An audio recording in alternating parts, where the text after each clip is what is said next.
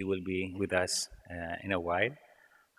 It is my great honor and pleasure to introduce our distinguished keynote speaker, Professor Vasiliki Chrysantopoulou.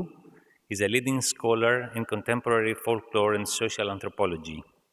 Her work bridges ethnographic study and cultural theory, focusing on identity, memory, and cultural practice in Greek and diasporic contexts. She's assistant professor at the National and Kapodistrian University of Athens and the director of the Byzantine Studies and Folklore Studies sector and director of the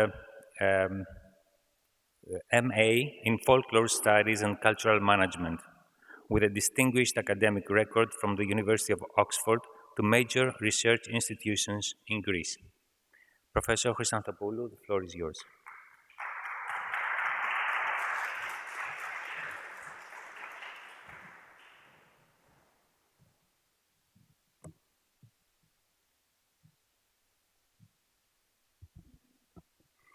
Good evening.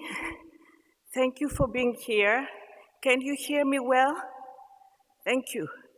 And many thanks to the organizing committee and certainly to Professor Isari Filia, who extended this invitation to me.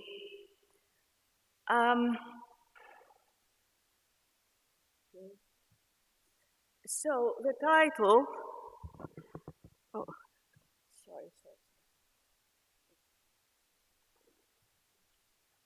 Okay, the title of my lecture is Returning Home, Methodological Approaches and Ethnographic Insights from Greek Diasporas.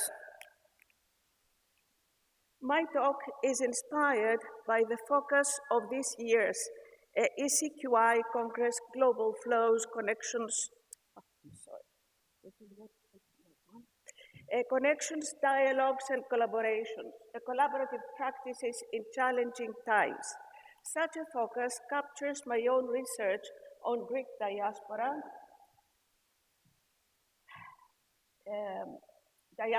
and allows me to reflect on it as a lifelong project over the past 40 years. More specifically,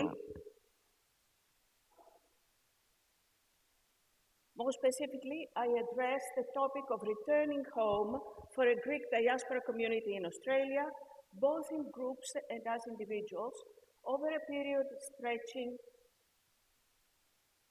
from the early decades of the 20th century to the present, in my attempt to explore these diverse, I do not know why this is so,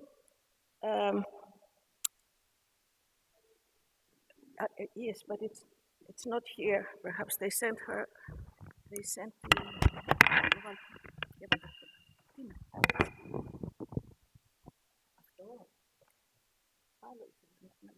να μην πέφτουν.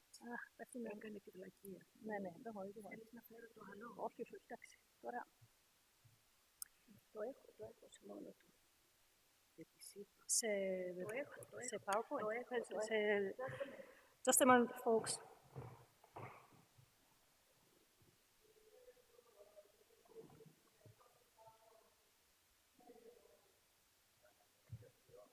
Ναι, γιατί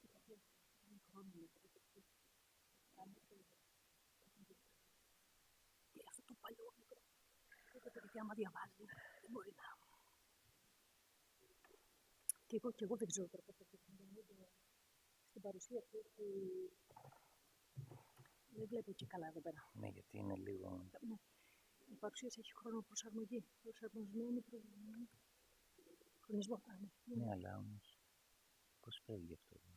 Έχει χρονισμό. Για βάλτε στο τέτοιο να δούμε. Μάτε το ρημάδι. Έχει χρονοπρογραμματισμό μάλλον το τέτοιο. Μπορούμε να το βγάλουμε. Η Βασιλική Ελίσσα έχει χρονοπρογραμματισμό. Όχι, εντάξει, να αρχίσει θα προσθέσει. Απλά μπορεί το άλλο που είναι. Δεν φαίνεται να δουλεύει καθόλου το αρχείο. Δεν δουλεύει? Όχι. Πώς δεν δουλεύει? Δεν κάνει, δεν ξεκινάει. Μα δεν ξεκινάει καν.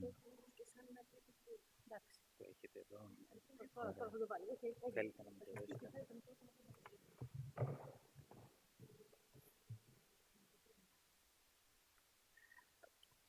Θα το βάλω εδώ.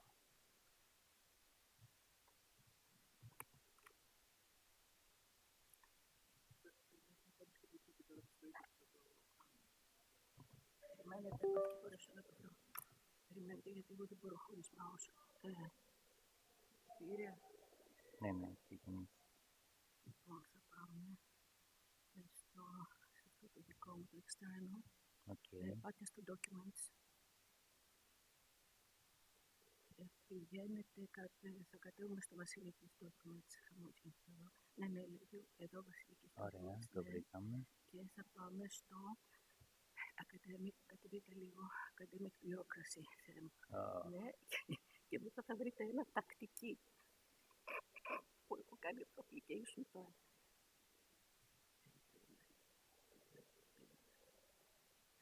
Τακτική κάτι. Ναι, μπράβο, και θα πάμε εδώ στα συνέδρια. Συνέδρια. Εδώ θα βρείτε το ΕΣΚΙ, ανοίξτε το ΕΣΚΙ και πρέπει να είναι αυτό το πάνω-πάνω. Και εδώ θα να πάρουμε το PowerPoint. Θέλετε να δοκιμάσουμε ξανά με το PowerPoint? Δεν θέλω το presentation, το PowerPoint θέλω. Ναι. Το presentation είχε βάλει. Δεν ξέρω τι έχει κάνει. Καταλάβατε. Κοιτάξτε. Μια στιγμή αυτό θα πέφτει. Να δούμε, να βεβαιωθούμε. Μια στιγμή. Αυτό πρέπει να είναι το σωστό. Αυτό πρέπει να είναι το σωστό. Μόνο του πέφτει. Όχι, εγώ το κάνω. Ωραία. Όμως αυτό να μην το κουνήσουμε από εδώ. Θα το προσέχω. Όχι, το έβαλα από πίσω. Είναι εντάξει. Έχω βγάλει αυτό. Το έχω βάλει εδώ. Σας ευχαριστώ πολύ. Είστε πολύ καλοί. Για να δούμε τώρα. Μιλάω. Ναι. I'm sorry about this. It was the wrong... Did it? Μόνο του μετακινήθηκε τώρα πάλι. Anyway, as I said, it just μετακινείται μόνο του. Never mind. Να ανοίξουμε Δεν μπορώ να κάνω. Να λήξουμε το άλλο. It just... I didn't do that. Όχι, το άλλο είναι προβολή παρουσίαση στα... Όχι, ήταν εκείνο το προηγούμενο. Θα πηγαίνω εγώ γρήγορα. Και θα το γυρίζω πίσω. Μην χάνουμε το χρόνο γιατί δεν θα προλάβω. Είναι πήγε και... πρέπει να... Δεν ξέρω πώς να το... Τίποτα, θα το Ένας κάνω... τρόπος είναι να το παρουσιάζετε έτσι. Δεν ξέρω. Έτσι δεν μπορεί να παρουσιάζεται. Πώς? Δεν παρουσιάζεται. Να το κρατάω έτσι. Ναι, δεν παρουσιάζεται έτσι. Όχι. Μια στιγμή, γιατί είναι άλλο στην οθόνη.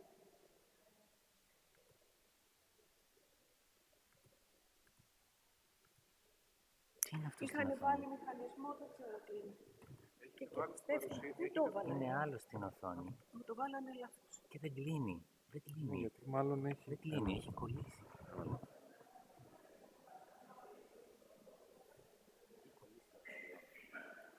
Αλλά κάποιος είχατε φέρει πριν ένα αρχείο το οποίο ήταν presenter.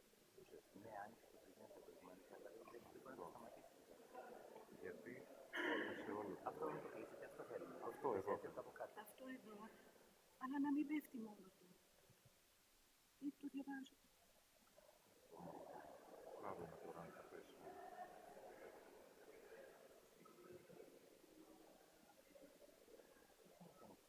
Περιμένετε.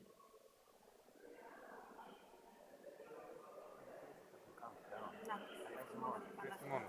Ωραία. Λοιπόν, ένα. Δούμε.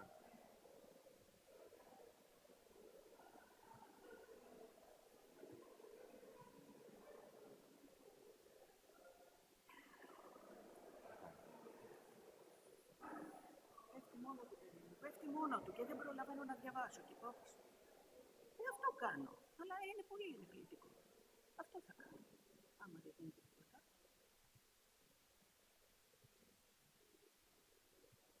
Δεν βέβαια τα έχω και εκτυπωμένα, αλλά έχω μέσα και φωτογραφίες. Δεν πειράζει. Άμα το φτιάχνω θα το διαβάσω και θα το διαβάσω.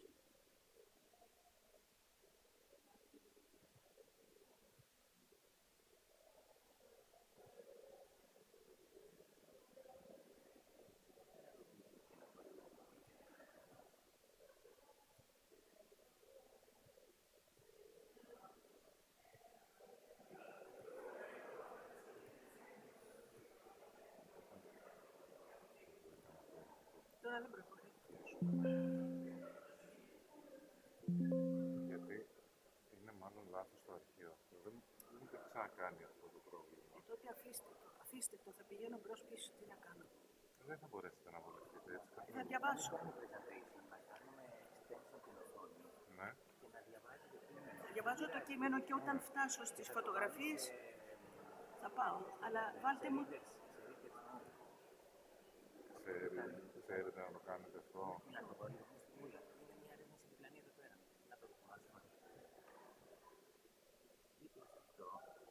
Προβολή ανάγνωσης. Λοιπόν, για να δούμε λίγο το προβολή ανάγνωσης. Μπορεί να μην είναι, γιατί αυτό δεν είναι presentation. Θα το βάλω, να προβάλλετε. Ναι. Δεν είναι. Εντάξει, δεν Αν πειράζει. το αφήνει έτσι. Ένα λεπτό δώστε μου, άμα μπορέσω να το φτιάξω. Δεν θα προλάβουμε γιατί μετά έχουν να κάνουν τα...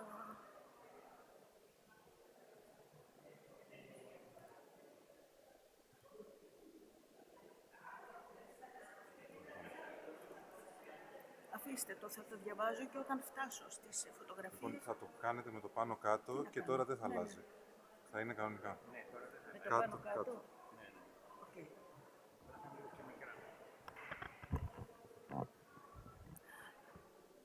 I apologize for this. I'm sorry. There was some problem with the PowerPoint.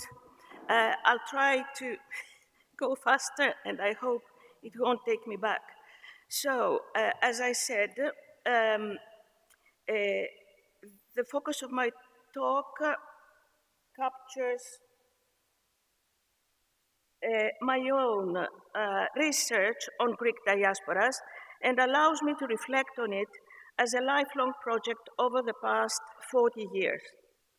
More specifically, I address the topic of returning home for a Greek diaspora community in Australia, both in groups and as individuals, over a period stretching from the early decades of the 20th century to the present, in my attempt to explore these diverse journeys and the different relationships with home which various members of this diaspora have manifested over the years. What constitutes home for diaspora individuals? In what ways do they return home if they do? How have these returns been transformed in today's globalizing conditions and challenging times? And how can we, as researchers, address these transformations, study and attempt to interpret them? These are the questions. Among the various qualitative methods I have employed in conducting research on this topic, multi-sided and longitudinal fieldwork and collaborative ethnography have proved to be of paramount value.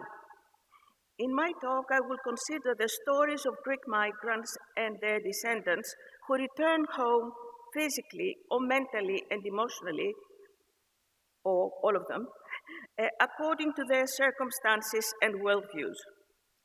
Some of these returns are linked to active involvement with the ancestral land and its society, inspired by a sense of intergenerational debt to their forebears. Other returns are partly purely imaginary, revolving around symbols and myths associated with the ancestral homeland. Yet other return journeys involve representations of the homeland in writing, on websites, or in other artistic creations. In all of these stories, I have employed collaborative methods during my research to reach, I feel, a deeper understanding of home as the family and community-orientated past that diaspora individuals carry and deal with over the course of their lives. In an autoethnographic sense, these stories also form my own attempt to return home.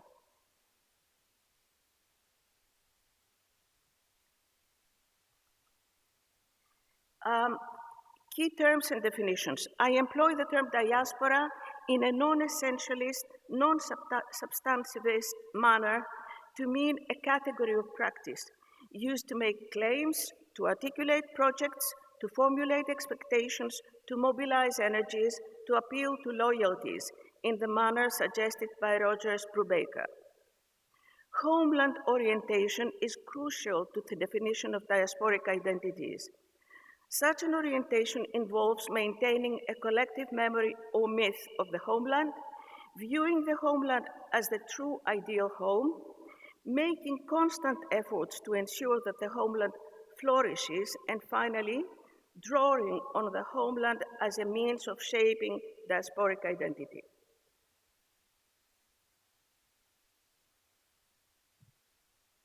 By returning home or homecoming, I mean different types of connection experienced by migrants and their descendants.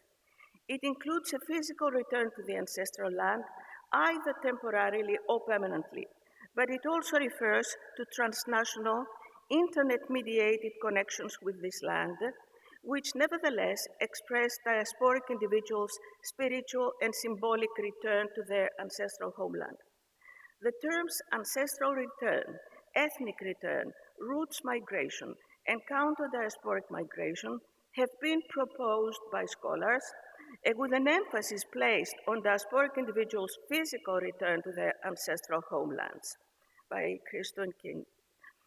The examples analyzed in this talk employ the expanded physical, spiritual, and symbolic meaning of returning home.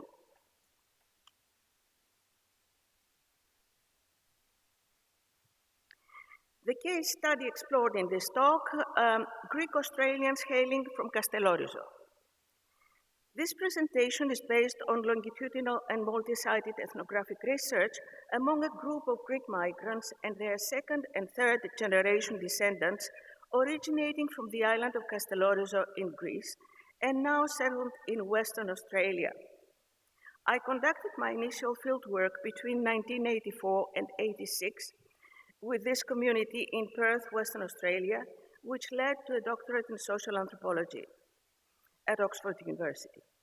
I revisited the community in 2004 to study the changes that had occurred in the intervening 20 years.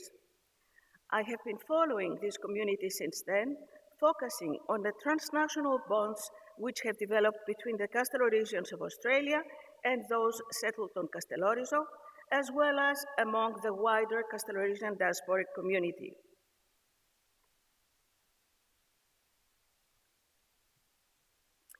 A brief history of Castellorizo, the historical background, which is necessary to understand the formation of diasporic identities. Castellorizo, also known as Megisti, is a small one-settlement island on the southeasternmost border of Greece. Lying only 1.5 miles off the Turkish coast, it was inhabited by Greeks since ancient times and was part of the Ottoman Empire until 1913. After a brief period of self-government, it was ruled by the French till 1921 and the Italians till 1943. Foreign rule, war, and natural disasters led to a first wave of chain migration by Castellorisians to Australia during the first 3 decades of the 20th century. They followed in the footsteps of their pioneer, Arthur August, Athanasios Augustis, who settled in Perth, Western Australia in the mid-1890s and became instrumental in establishing the economic, social, and cultural infrastructure of the Greek community in the city of Perth. Castellorizo, under Italian administration until 1943, was then occupied by British forces who, between 1943 and 1945, used the island as a supply base for the Allied fleet. In October 1943, the island was bombed by German airplanes resulting in the decision by the British Army to transport the entire Greek population of about 1,500 people, first to Cyprus and then to Gaza, Palestine. The Castellorisians lived as refugees in the camp of Nuseirat for about 2 years under the auspices of the United Nations Relief and Rehabilitation Administration. Upon their return home on September 29, 1945, the Empire Patrol, which was the largest of the 3 ships sailing back to Castellorizo and was transporting a contingent of 497 repatriating refugees, mostly women and children, caught fire and sank 70 miles off Port Said. 33 Castellorisians lost their lives, and many of those who returned either to Castellorizo or to the Castellorisian communities of Egypt soon migrated to Australia, where many of their compatriots had already settled. Okay. Yeah, this is a brief history. And now some views of Castellorizo. Safe harbor. You can see the Turkish coast across, very close. Its history has been linked to it. Emigration from Castellorizo, 1938.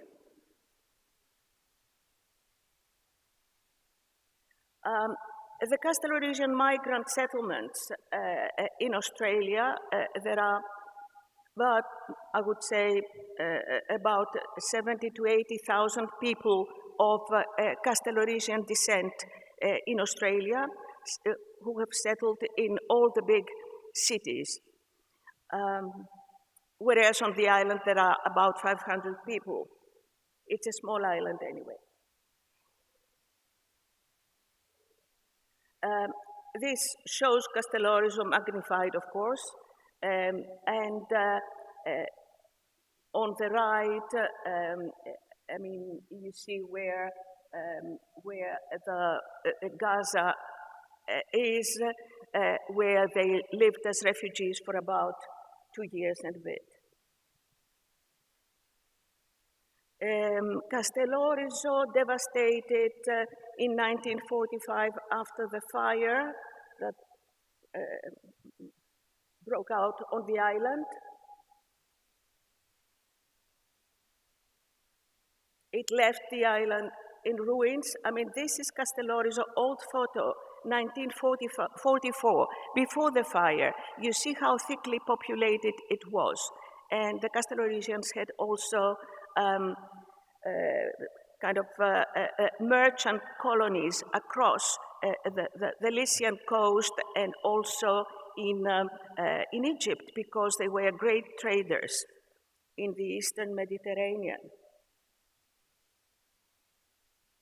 Refugees in Nuseirat, Palestine.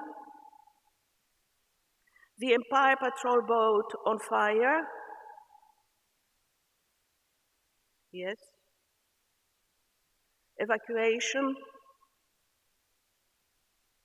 Refugees, I mean, it was also very, the sea was very rough when that sinking happened, so more people lost their lives.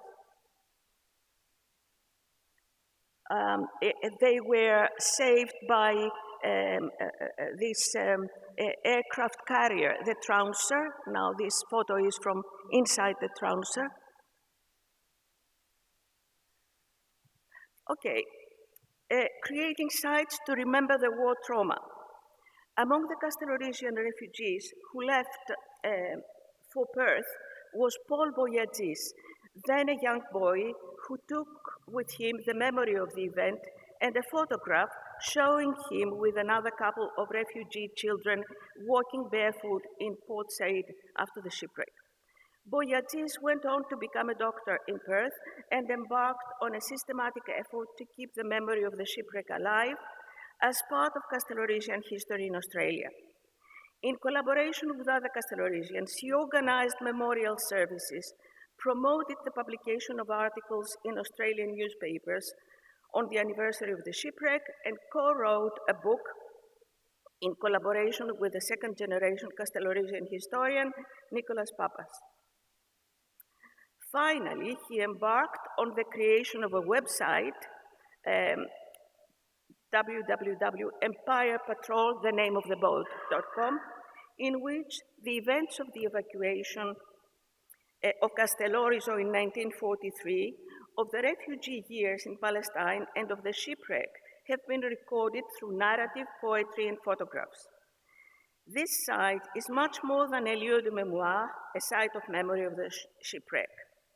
Australian-born Castellorisians and others whose ancestors were associated in some way or other with the shipwreck, or who are generally interested and moved by this story of the cultural endurance displayed by the Castellorisians, also visit the website. They express their wish to learn about the island's history, to reflect on the post-memory inducing photographs, some of them come from the site, and to exchange information with other descendants of the shipwreck, as they call themselves in the site guest book. Okay.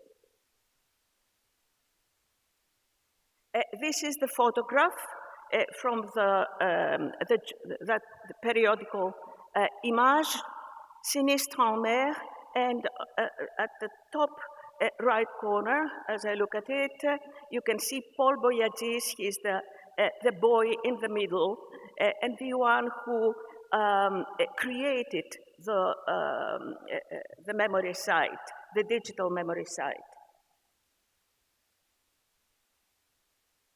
Another way of memorializing the event was the creation of the book Embers on the Sea by Boyadis and Papas, investigating the entire event.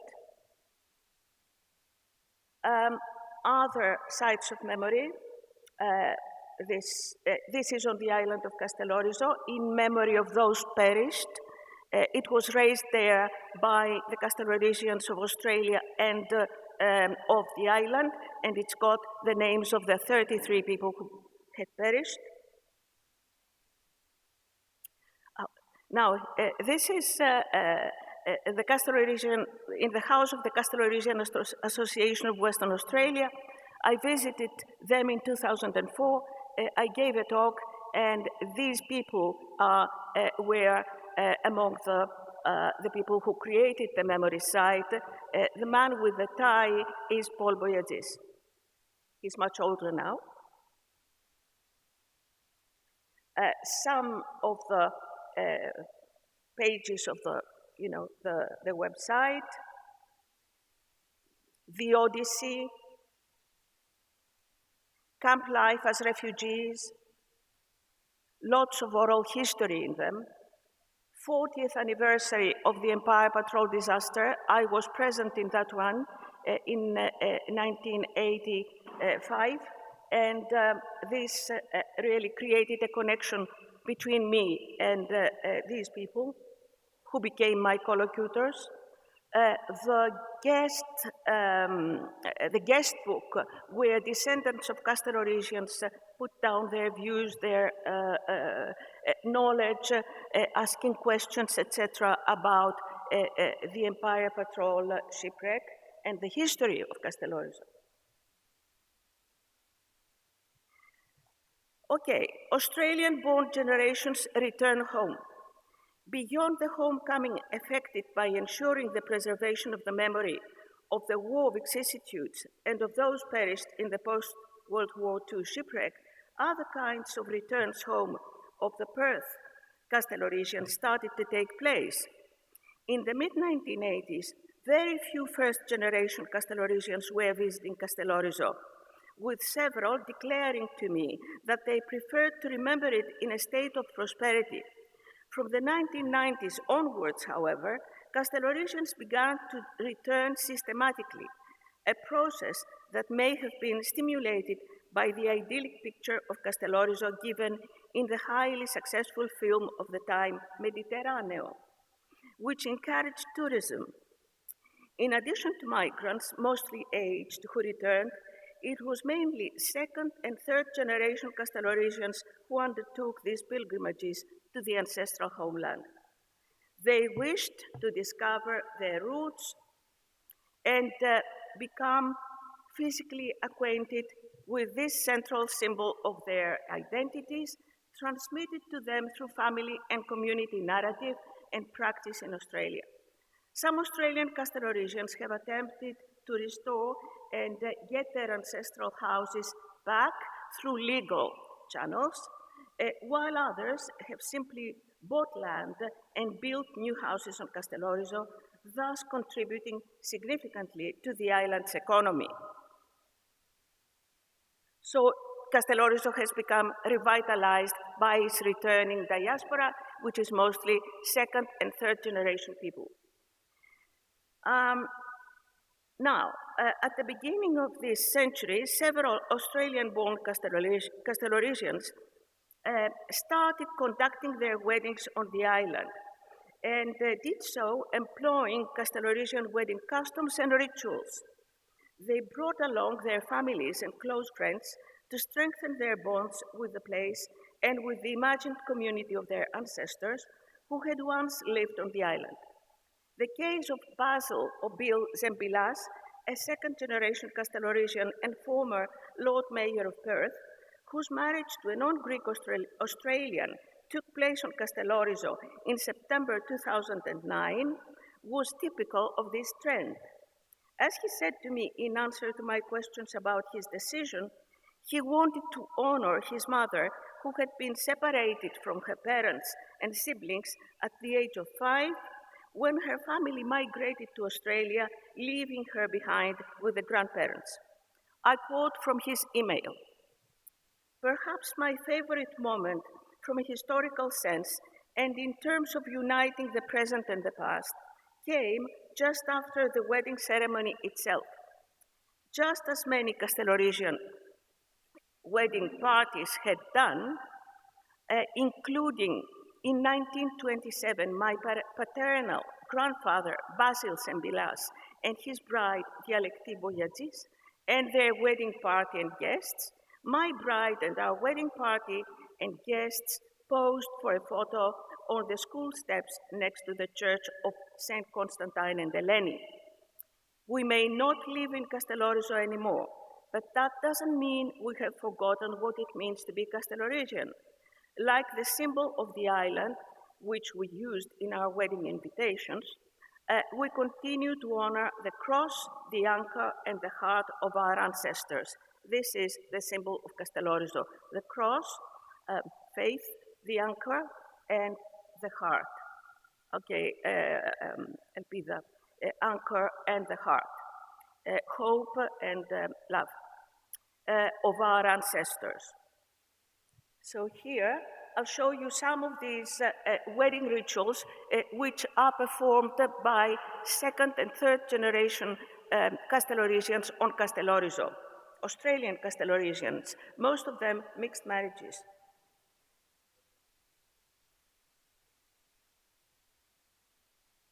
Okay, this is taking the botania, wild herbs collected on the hills of Castelorizo, around the harbor.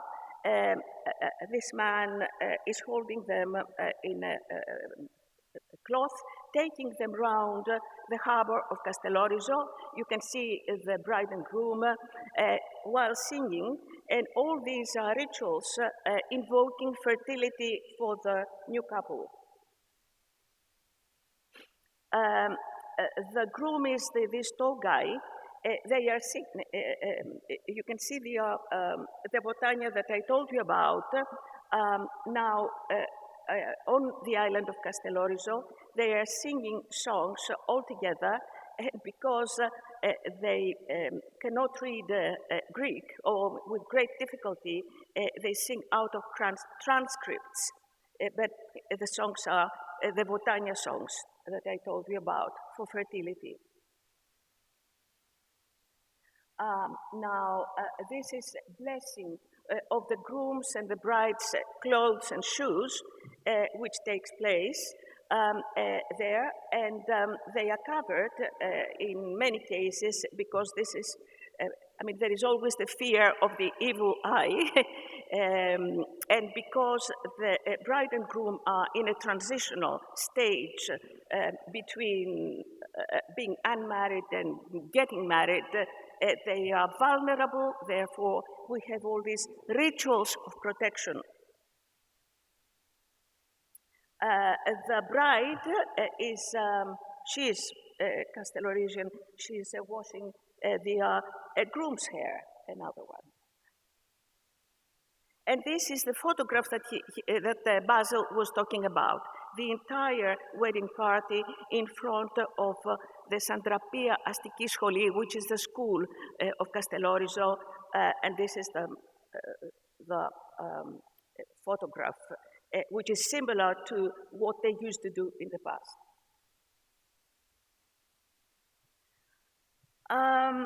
The transnational homecomings implemented by Friends of Castelorizo express strongly and clearly diasporic Castelorisians' engagement with the island during the past 18 years.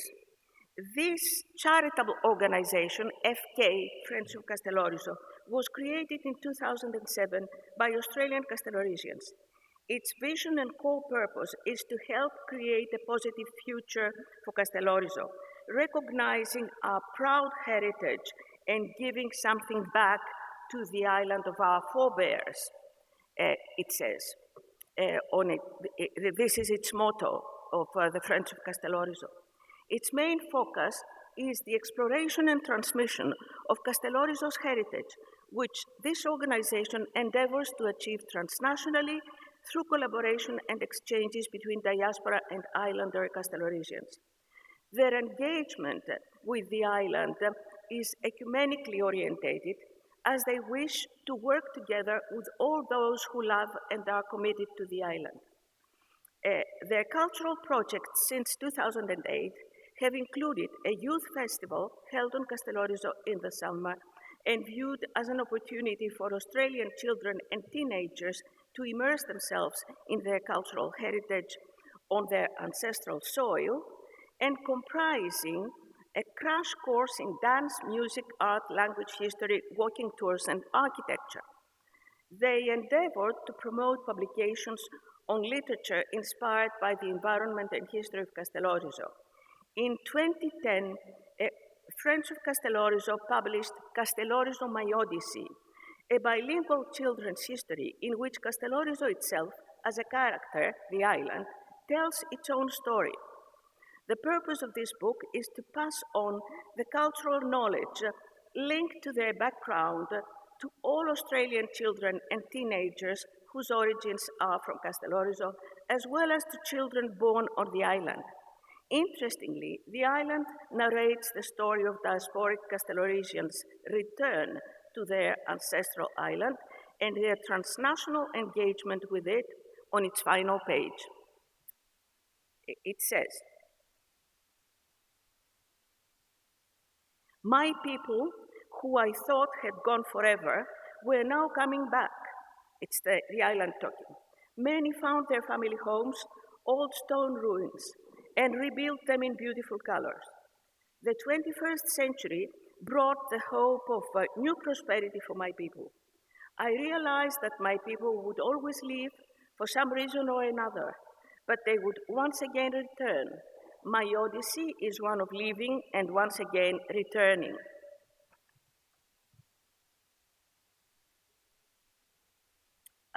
Yes, this is myself with Rose Cayley's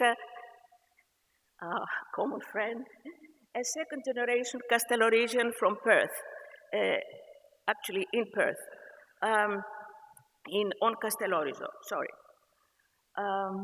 Okay.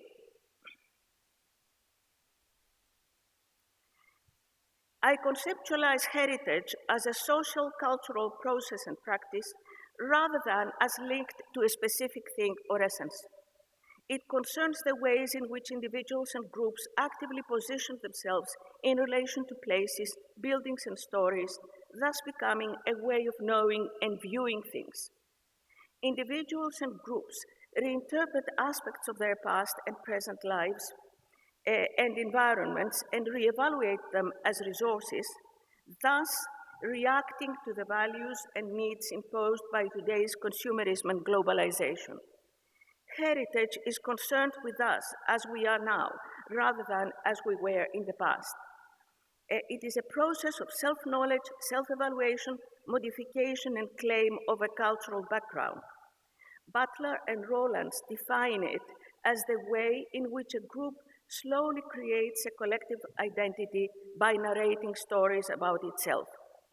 These stories are transmitted from one generation to the next, thus uniting the present of individuals and groups with their past and providing them with a sense of dignity and self-respect and with the right to have a future.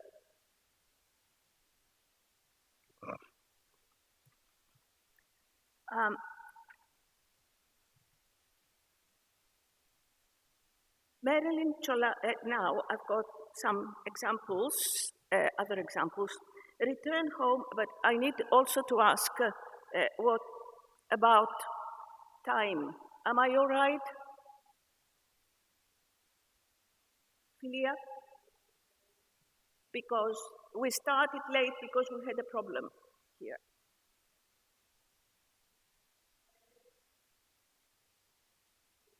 Ten minutes? Okay. Wait a minute, let me choose what I will tell you, and the rest.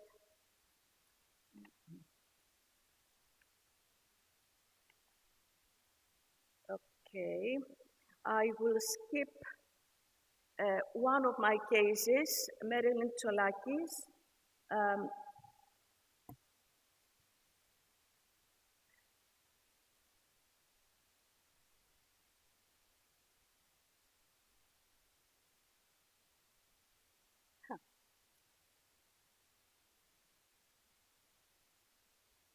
Okay, and I'll take you to the other case, reclaiming Greek heritage through artistic creation. The case of Elizabeth Papastatis Rowe. It was only yesterday when I received a text from my Castellorisian collocutor and friend, Elizabeth Rowe ne Papastatis, the daughter of a New Zealander mother born in Dunedin, Scottish background, and a Castellorisian father, what a combination, born in Perth, both of them in the early 1920s. I had asked Elizabeth to tell me a few things about her returns home, so the text has come just in time for this lecture. I met Elizabeth in Athens in 2013, having been introduced to her by a Canberra Greek friend who had been her godfather. Elizabeth lived in Sydney and worked for the national broadcaster as a radio and television producer during the time when multiculturalism had started in Australia in the 1980s. While bringing up her daughter as a stay-at-home mother, she took pottery classes and was accepted into a group that fired their work in a traditional Japanese-style wood-fired kiln. They made a couple of trips to Japan to tour the ancient kiln sites there. The turning point in her relationship to Castellorizo in Greece came in 2013 when she accompanied a large group of members of the Castellorisian Association of Western Australia to Castellorizo to celebrate the name day of the patron saints of the island, Saints Constantine and Ellen, on 21st May. It was during that trip that she had the opportunity to discover many relatives, to enjoy the beauty of the island, and to feel a strange sense of familiarity when people did not single her out as foreign due to her surname. She felt her Greek grandmother, whom she had never met in her life, as a strong presence with me now, and I thought to myself that although she had never returned to Castellorizo, it was now through me, with her DNA inside me, that she was returning. I was fast discovering that I was a part of something bigger than just me, the individual, and that being part of the Greek diaspora was a two-way thing, giving and receiving.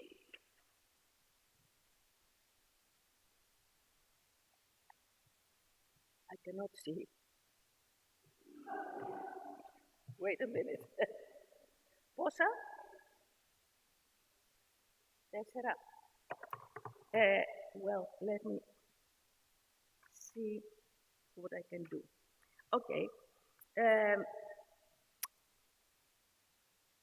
Elizabeth set herself a question. She would like to take, she wanted to take back to her in Australia a bukla, which is a traditional pin or buckle that was part of the unique costume of Castellorisian women until the adoption of Western dress, and fastened on a woman's blouse in sets of 3 or 4 pieces. So she did. Later, she had the opportunity to do a residency on Skopelos, the island of Skopelos, and started developing this bukla into her new project. Here was a legacy I could honor now in my ceramics work, in the small hope that one of the unique traditions of this small Dodecanese island would not die away or be confined to collections in museums, that there might be a place for them in the contemporary world. I'll show you a couple of pictures, and I have brought a couple of boucles that she has made, beautiful ceramic work glazed.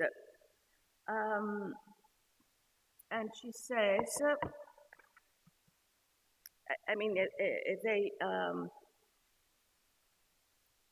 I have worked on them experimenting with size-shaped glaze, picking up the theme faith, hope, charity, as I said. I don't know, I am very close to the end. Can I have, okay. Now this is, you can see the boucles here, and you can see the women, Castellorisian women in the past, probably in Palestine, wearing the traditional clothes.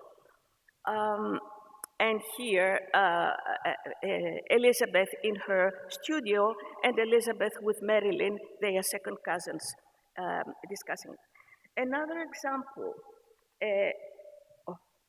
no, this is just because, I'll leave out, oh yeah.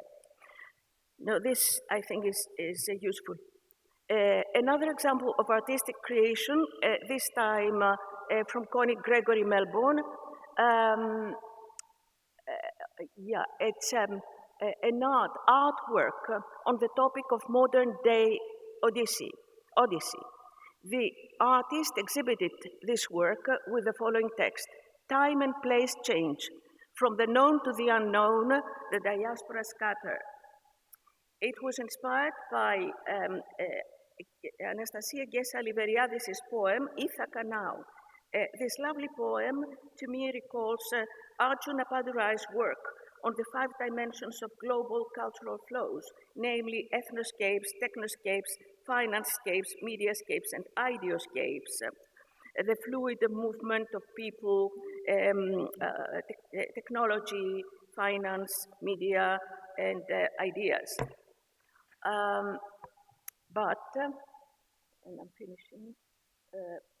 You cannot read it, but I mean, this is really a lovely poem because it refers to the global dimension in our lives, and it's very, very quick. It's not much, just a few lines. Ithaca now. Look how boundless Ithaca has become. It overgrew the rocks from which it sprang. It oozed over the oceans and plains and stretched over the earth's entire span. It built a new abode in every place. It lit the hearth in many a new home. And in her loom, sweet Penelope is weaving fabric to cloak the children of the world. Odysseus, your island today has no bounds in a world that rapidly is getting very small. My homesick hero, cast your eyes around and in your soul embrace the world. I think just 2 lines. Through the stories above, I have attempted to demonstrate the advantages of employing multi-sided, longitudinal, and collaborative methods to research diasporas. By employing these methods, I was able to pursue the activities of my community of research and of several individuals who were part of it. The long-term and multi-sided approaches allowed me to document structural, socioeconomic, political, cultural, and historical changes which impacted upon the identities of Castelorisian collocutors regarding their ability and desire to return home. By being in contact with them, I was able to identify transformations in this respect. However, this would have not been possible if we had not enjoyed, if we had not enjoyed strong collaboration, often resulting in true friendship, as the case of my relationships with Marilyn and Elizabeth have shown. My collaborative relationships have also sustained and encouraged me to develop my analysis of the memorialization of the shipwreck into a book, Sites of Memory in Castelorisian Migration and Diaspora in Greek. My book has pursued its own journey, contributing to the transmission of the Castelorisian historical and traumatic heritage to larger audiences, including those of university students and the wider public in Greece. That's it. And the new edition, I preferred the first one in color, but I had to do it. Thank you very much.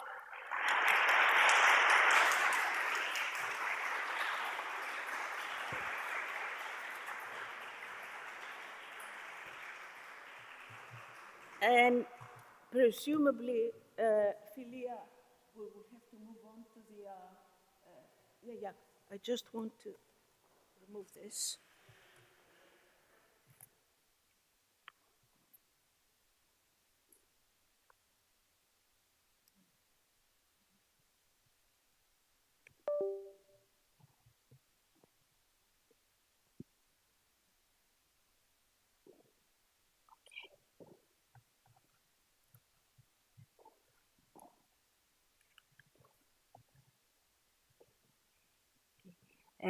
Thank you very much, Professor Chrysantopoulou, for sharing with us this rich ethnographic study on the Greek diaspora.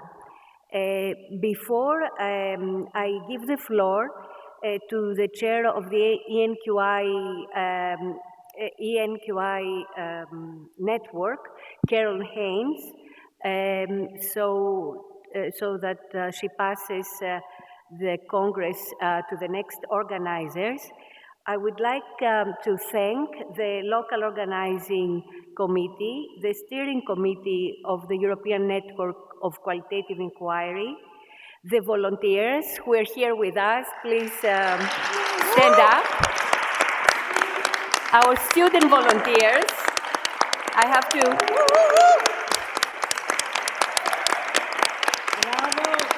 I stress the word volunteers, you students.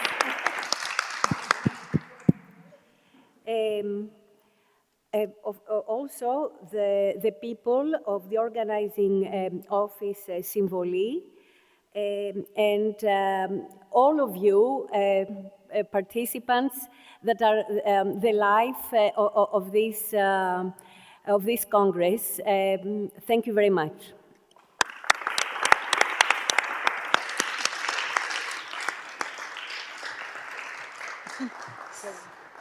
Dear all, I would say, if all is appropriate. Our Congress and our network is actually made and unmade by your input. So thank you for bringing your energy, your intellect to our network.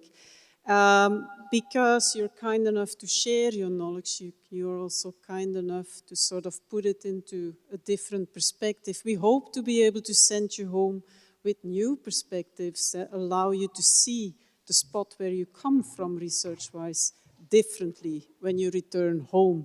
Before you do that, and before we engage with perhaps our dinner for some of us, I wanted to show you a little bit of the network, the website at first instance, if we could bring them up. And on our website, there's actually a subscription option for our newsletter. That is very important if you want to be put in contact with this network again, because that's the channel through which we communicate about upcoming conferences and other matters related to our steering group. So the website address is there. It's a very simple one, European Network Qualitative Inquiry. So you'll find us there. And if you click a little bit further, Marco, at the bottom of this page, you will have a subscribing to the newsletter button. So we encourage you to do that and stay in touch with us. The goal of our network is actually very simple. Organize or make sure that we can come together at least once a year, and that's a rotating system also based on voluntarism. So if you feel the urge to sort of organize an edition once, step up, approach us, because we're always looking for fantastic hosts to support the network. Other than that, we provide network opportunities for you. I hope it worked out for you. And we do have a steering group actually supporting this network. They are often behind the scene, sometimes also up front. But I wanted to show them to you because many of them are here so that you know who you can approach with your ideas, your questions, your comments, your concerns, whatever you bring to us. I'd like to call upon those who are still here. Tatiana, I've seen her. Angelo is here. Filia, of course. Marco is up here. And some of them are absent. But feel free during dinner, if you have something to share, just approach us. We are there for you. Look around. People are up there. Just feel free. Okay? Other than a steering group, we have a group of committed people who actually support our collectives, and before I move into that, I would like to thank one steering group member in particular who turned this event into a fabulous congress, and that is Filia Isari. Wanna come up?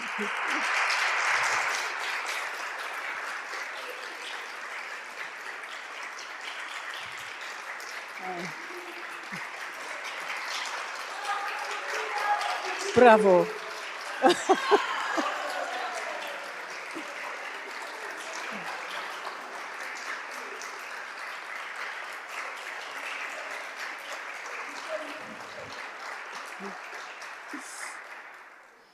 We can't thank our hosts enough, I guess, for the work and the preparation they put into these congresses. But there's actually, our network is built by people like you who step up for initiatives. So in the next slide, you'll see some of our longer-term committed people carrying forward collectives. Collectives are actually consortia or clusters of people who have met each other regularly over the years and consolidated some sort of a line of inquiry. And some of these collectives found a spot on our website as well. The Arts-Based Research Collective is one of them. The Bodies Collective is one of them. And the Walking as Research Praxis Collective is another one. These are open to participation for all. And also, if you feel like, we've been working on a particular thing for a couple of years now, maybe we can flag that up and invite juniors into our work. then perhaps setting up a collective is something that you would like to be doing. So also with these sorts of ideas, approach us, I would say. The names of the people who are carrying these initiatives, I've put them on slide there, but you'll also find them on the website, of course. And then, finally, it's my pleasure to hand over the Congress to the next organizing team, of which Marco will be part of, but the whole team is here. Thanks, Kari.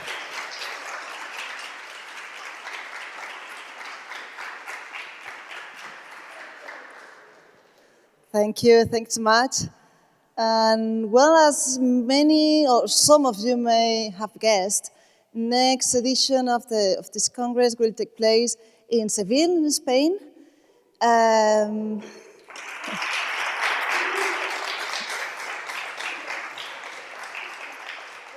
Of course, we come from Seville, we love the city, and I hope you love it also.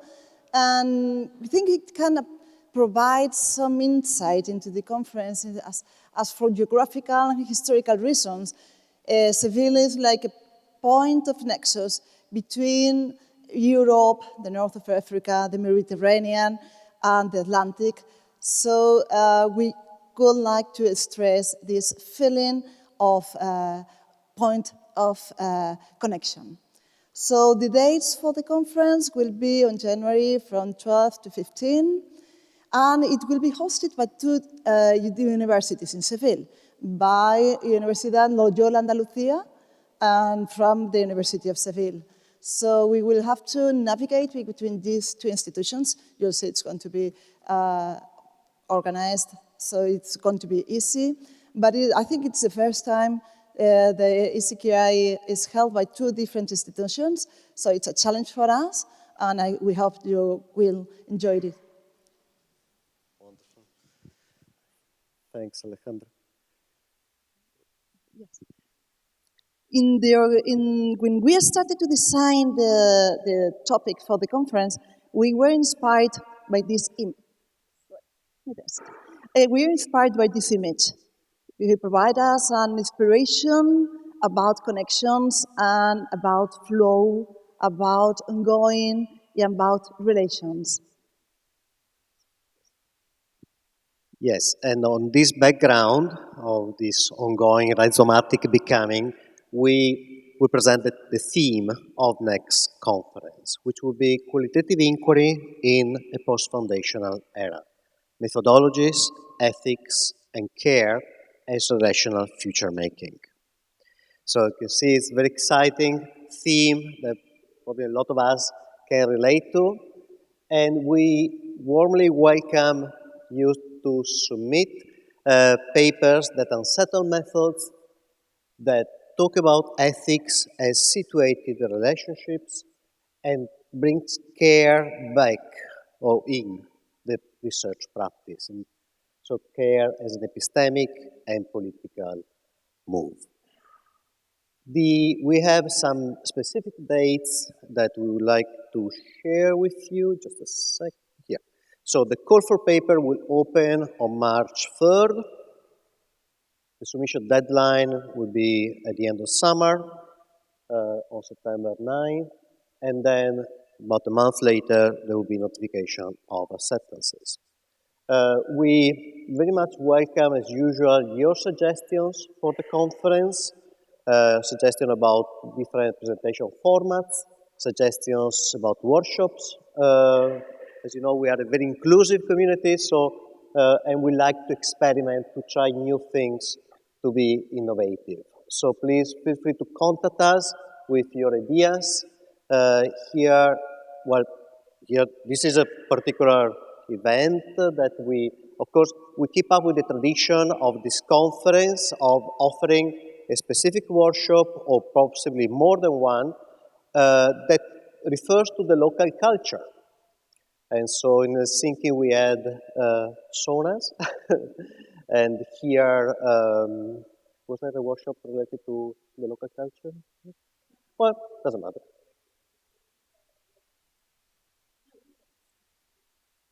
Okay.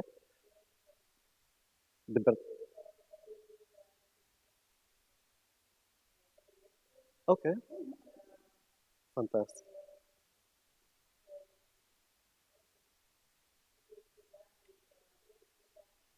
Okay. Okay. And in Edinburgh we had a whiskey tasting, unforgettable, and in Sevilla we will have a flamenco workshop. So, so please join us in Seville.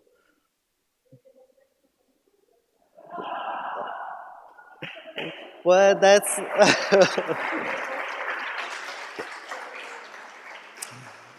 Okay, here you have the QR code for where you can find information that will bring you to our website. It's already up and running. It will be, of course, it will be updated, but that's where you will find our contact information for your suggestions and any other question you may have. So we are looking forward to seeing you next year in Seville. Thanks a lot.